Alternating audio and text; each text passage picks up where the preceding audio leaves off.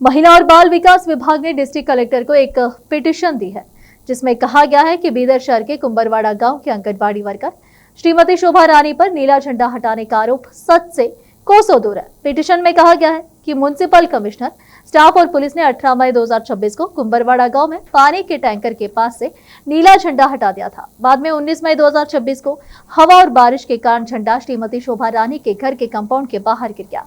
Petition में आरोप है कि जब वह झंडे को नुकसान न पहुंचाने के इरादे से उसे घर ले जा रही थी, तो कुछ लोगों ने जानबूझकर इस घटना को गलत तरीके से पेश किया और सोशल नेटवर्किंग साइट फेसबुक पर झूठे आरोप और प्रोपेगेंडा फैलाया।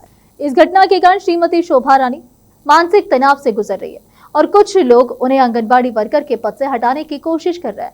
हालांकि पिटीशन में यह साफ किया गया है कि ये आरोप सच्चाई से कोसों दूर है।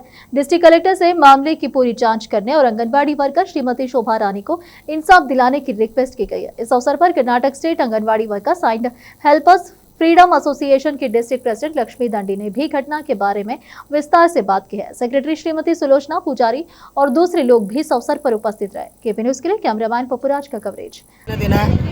ನಾವು ಉಪನಿರ್ದೇಶಕರು ಮಹಿಳಾ ಮತ್ತು ಮಕ್ಕಳ ಕಲ್ಯಾಣ ಅಭಿವೃದ್ಧಿ ಇಲಾಖೆ ನಮ್ಮ ಅಧಿಕಾರಿಗಳಿಗೆ ಒಂದು ಮನವಿ ಪತ್ರವನ್ನು ಕೊಟ್ಟಿರುತ್ತೇವೆ। ಈ ಹಿಂದೆ 18ನೇ ತಾರೀಕಿಗೆ ಬೀದರ್ ನಗರದ ಕುಂಬರವಾಡ ಗ್ರಾಮದಲ್ಲಿ ನಮ್ಮ ಅಂಗನವಾಡಿ ಕಾರ್ಯಕರ್ತೆಯು ನೀಲಿ ಧ್ವಜವನ್ನು ತೆರವುಗೊಳಿಸಿದರೆಂದು ಅಪವಾದನೆಯನ್ನು ಹೊದಿಸಿದ್ದಾರೆ। ಅದು ಶುದ್ಧ ತಪ್ಪು, ಅದು ಶುದ್ಧ ಸುಳ್ಳಾಗಿದೆ। ನಾವು ಅಂಗನವಾಡಿ ಕಾರ್ಯಕರ್ತರು ಗೌರವಧನದಲ್ಲಿ ಗೌರವ ರೂಪದಲ್ಲಿ ಆ ಏರಿಯಾದಲ್ಲಿ ಕೆಲಸ ಮಾಡಕ್ಕೆ ಹೋಗಿರ್ತೇವೆ। ನಮಗೂ ನೀಲಿ ಧ್ವಜದ ಸ್ವಾಭಿಮಾನ ಇದೆ। ನಮ್ಮ ಅಂಗನವಾಡಿ ಕಾರ್ಯಕರ್ತರು ಯಾರೂ ಆ ರೀತಿ ಮಾಡೋದಿಲ್ಲ ಅಂತೇಳಿ ನಮಗೆ ನಂಬಿಕೆ ಇದೆ। ಆದರೆ ನಮಗೂ ಅದು ಆ ಸಂವಿಧಾನದ ವ್ಯಾಪ್ತಿಯಲ್ಲಿ ಅಂಬೇಡ್ಕರ್ ಬಾಬಾ ಸಾಹೇಬ್ ಅವರು ಬರೆದಂಥ ಸಂವಿಧಾನ ವ್ಯಾಪ್ತಿಯಲ್ಲಿ ನಾವು ಕೆಲಸ ಮಾಡೋರು, ಆ ಸಂವಿಧಾನ ಇಲ್ಲದೆ ನಮಗೆ ಜೀವಿಸ್ಲಿಕ್ಕಾಗಲ್ಲ ಅಂತೇಳಿ ನಮಗೂ ಗೊತ್ತಿದೆ। ನಾವು ನೀಲಿ ಜೆಂಡಕ್ಕೆ ನಾವು ತೆರವುಗೊಳಿಸ್ಲಿಕ್ಕೆ ನಾವು ಯಾರೂ ಅಧಿಕಾರರಲ್ಲ।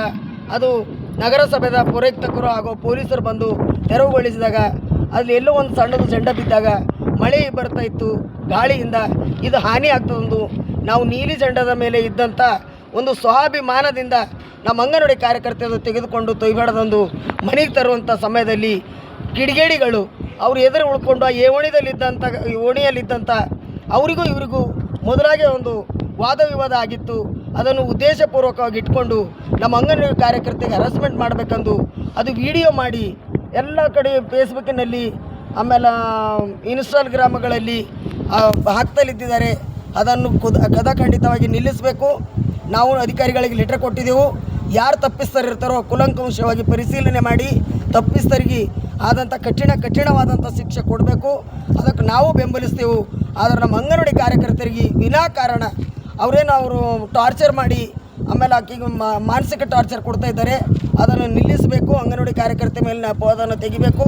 ಇಲ್ಲದಿದ್ದಲ್ಲಿ ನಮ್ಮ ಸಂಘಟನೆಯು ಕರ್ನಾಟಕ ರಾಜ್ಯ ಅಂಗನವಾಡಿ ಕಾರ್ಯಕರ್ತರ ಹಾಗೂ ಸಹಾಯಕಿಯರ ಸ್ವಾತಂತ್ರ್ಯ ಸಂಘಟನೆಯು ಬೀದಿಗಿಳಿದು ಹೋರಾಟ ಮಾಡಲು ಅನಿವಾರ್ಯ ಆಗಿರುತ್ತದೆ ಎಂದು ಅವರಿಗೆ ನಾವು ಮುನ್ನೆಚ್ಚರಿಕೆ ಕೊಡ್ತಾ ಮುಗಿಸ್ತಾ ಇದ್ದೀನಿ। ನನ್ನ ಹೆಸರು लक्ष्मी दंडी।